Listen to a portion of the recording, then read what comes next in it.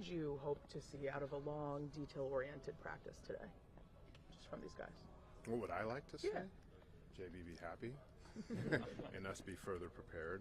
We have two, light day of prep yesterday, a little bit heavier. We'll go a little bit more live tomorrow from what I've heard, but as long as he feels that we're on the road to preparation for game one in a tough physical series in a hostile environment, then I'm happy.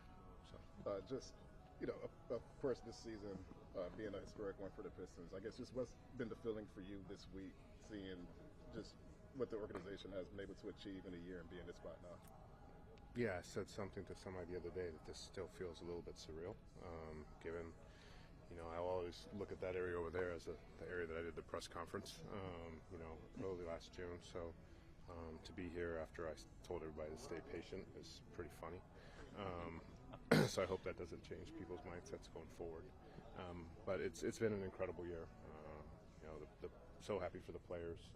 The coaching staff has put in hours of hard work getting these guys to where they need to be. But honestly, the organization, the fans, and the city of Detroit deserve this, and they've been waiting for this. So I'm happy for that and excited for our guys for the series. When Tom was in last week, I asked him what about you gave him confidence because of all the critical decisions that were on your plate when you got there, and you had been in that ultimate decision-making chair, and he said the thoroughness of the vetting process, that you had so many interviews and you knew you were ready.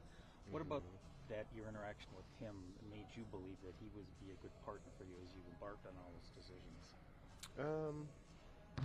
I think the way that I kind of sold my vision of the organization and how I saw our road to success, he asked me some really good questions and never batted an eye on his non-belief in me, and we had some pretty candid conversations about not only the team but also in life and who I am as a person and what my character is, and I've known from the past in asking questions and also how much he puts into this team, how much he believes in it, how passionate he is, how much he's willing to invest, and how much he loves the city of Detroit as well. So I think all those come together and made me think that this could be a chance where we could find some success together. So when you looked at that plan and you told everybody to be patient, clearly we've reached success maybe earlier in different ways than you originally had outlined and planned as a responsible executive. What has gone better than what you originally foresaw? I think, when you have three coaches in 3 years, it becomes difficult for players sometimes to embrace what they're being taught, what they're being asked to do, because it's a lot of times the third completely different system on both sides of the ball that they've been asked to do, and sometimes to pick that up and to embrace it can be a challenge for an entire group. And I think the quickness that as a group they were willing to embrace what JB was asking them to do probably something that surprised me.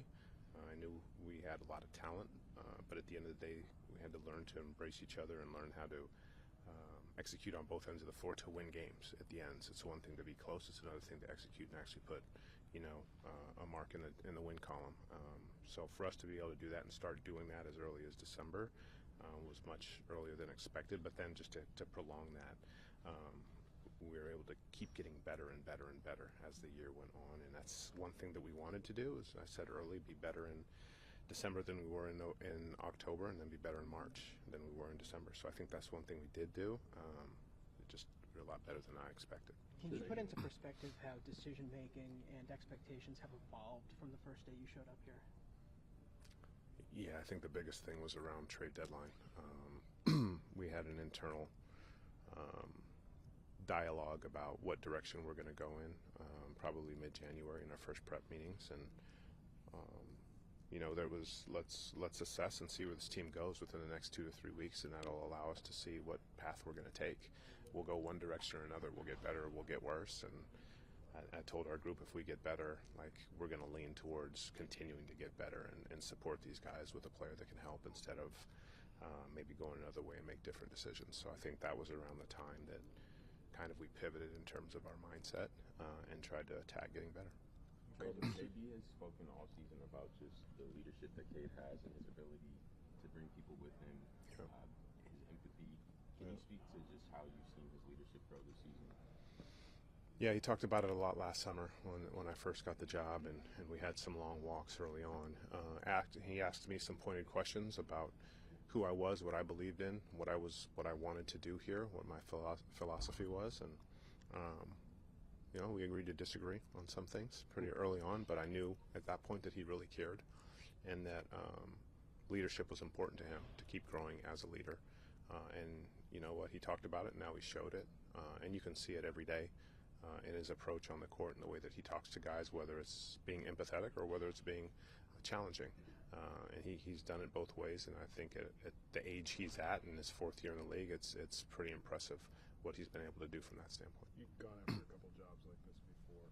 Was it also validating to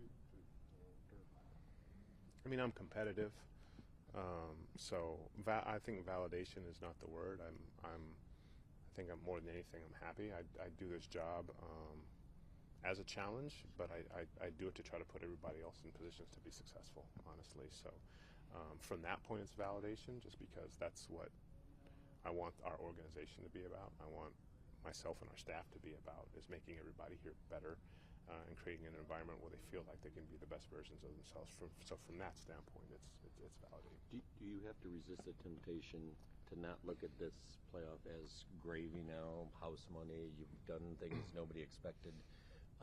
Is there a temptation to think that, or do you have to fight that? Because I assume you probably don't think of it that way, or maybe you do. I don't think so.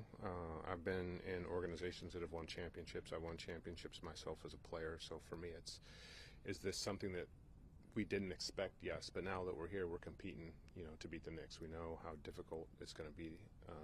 They're a very good team. It's a difficult environment. They expect to come in and beat us, and so we know it's going to be difficult, but our job is to prepare in the best way that we can to combat that, give a fight, be competitive, and hopefully come out of the series as winners. The players have been really happy to see the front office and Tom support their gritty, maybe more fiery moments.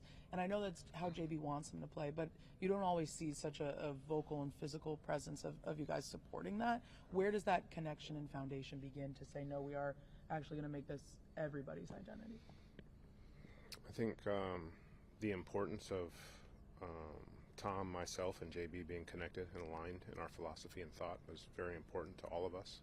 And we know that lends to having a chance to be successful. It doesn't mean that you're going to be successful, but I think if you're not aligned in thought, process, philosophy, it's more difficult. And so it's very important for myself and Tom to be aligned, and also to have the alignment of JB. So I think there's been continual communication as the season's gone along that has lended itself to that. But we know we needed to fight. We know we needed to be competitive coming into the season, and when I say fight, I don't mean literal.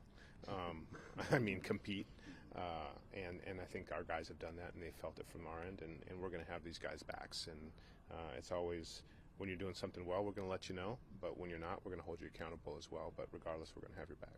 Being that you did just come in last summer, how much have you been able to maybe gain an appreciation for what this moment means, not just for players and staff, what they've been through here, but for the city as a whole as well? Yeah, I think from the moment I came in, the city, the fans have always been supportive of my family and I. I think they've been anticipatory of what I'm going to do and how we're going to be. But I think the whole time they've been supportive, and as we've gotten better, their support has continued to grow, and they've been vocal about it. Whether I'm, walking on the street in the neighborhood, or they see me on the road, Detroit fans, in other arenas, they've been incredibly proud supporters of the Pistons. So that always feels good. But I think as trade deadline, we come out of that, and then we start winning some more games and make a run at the playoffs. You can feel it in LCA. You can feel the energy. You can feel fans getting there earlier and being louder. So it's been a lot of fun, and I think all of us appreciate the support from the fans and from the city. What has it been like from your perspective to see the growth and the love from the fans grow throughout the season? Because Coach J.B. Bickerstaff always allude to the first preseason game, like 3 minutes in, Yes, he was hearing boos. We all did, right? It's something hard to forget, but when it happened, it was understandable, right? I mean, we were getting shell-shocked by a really good team, and it probably was, had memories of a lot of fans from what happened last year. So we knew it would be a climb, we knew it would be a build, but it's incredibly gratifying to get to this point after a lot of the hard work. And all 30 teams work their butts off, right? And in terms of preparation every day and in the summer and throughout the season. But sometimes there's some luck involved and things don't turn out. And for us, our group has really come together in a winning way, in a way that they've been incredibly supportive of themselves, and they enjoy coming to work every day. So for us to see that from the city, to us, it means everything. And going into postseason, it's going to mean a lot to have support from those fans in there and have a rockin' LCA. Specifically with Durham, where have you seen the growth this year? JD's been big time. I think in the first 25 games is one piece, and in the last 55 games or so is another piece in his season. So I've been very happy for him and decisions he's made to get himself to that point where he's locked in and he's said, I'm going to do these things at a higher level to really impact this team. You'd have to ask him what those things were to get him to that place, but there's been a dedication, a commitment, a professionalism. Not that he wasn't, but there was an uptick to it. And I think when you put in the work and you have the focus and the determination and you take it to another level, a lot of times you are going to see it and how it's impacted between the lines. You brought up the trade This team deadline. has proven itself to this city all season long with a chance to play a marquee opponent in the national spotlight. What do you hope the rest of the country, the rest of the NBA learns about these Pistons? You got to give me a second to focus with that hat you got on. Oh, I see. Ask the question again, please. Just what do you hope the rest of the NBA, the rest of the country learns about these Pistons in this national spotlight series? Yeah. Look, I talked to a couple guys earlier in the season about what I hope that they could have happen, and during the course of this season is, I think, when teams look at their schedule early on and you see the Pistons coming into this season, you're like, oh, I circle that as a win. I circle that as a win. These are 2 or 4 wins that we're going to get. And I wanted other teams to understand by game 20 or game 25, no, that's not just going to happen. You better bring it to get that W. And then sometimes even when you bring it, you're still not going to get that W. So that was what I hoped we could get to and that our players could feel from the other teams, from the opponents. And so we're going to get the Knicks' best shot. They know that we're competitive. They know that we're going to bring our best shot against them. But they're a really good team. They're battle-tested. They're experienced.